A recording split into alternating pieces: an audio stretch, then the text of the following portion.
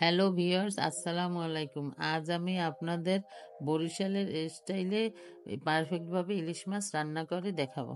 তো কথা না বেরিয়ে ভিউয়ার্স, শুরু করছি আজকের ইলিশ মাছ রান্নার রেসিপি। একটি ইলিশ মাছ কেটে ভালো করে ধুয়ে নিলাম। প্রথমে পেঁয়াজ বাটা দিয়ে দিলাম।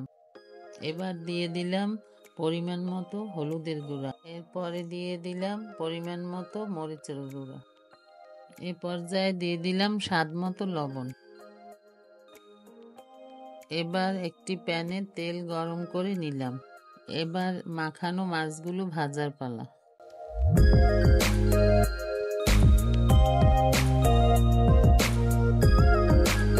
একে একে সবগুলো মাছ এক পাশ ভেজে নিলাম।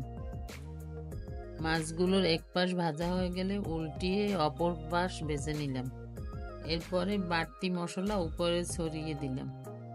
এ পর্যায়ে ভালো করে ভাজা হয়ে গেলে পরিমাণ মতো পানি দিয়ে 10 মিনিট আঁচে রেখে আমি মাছগুলো সময় মতো উঠিয়ে নেব।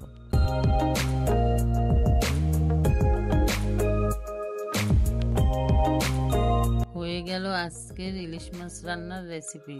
আশা করি সবাই বাসায় ট্রাই করে দেখবেন। ভালো হলে কমেন্ট করে আমাকে জানাবেন।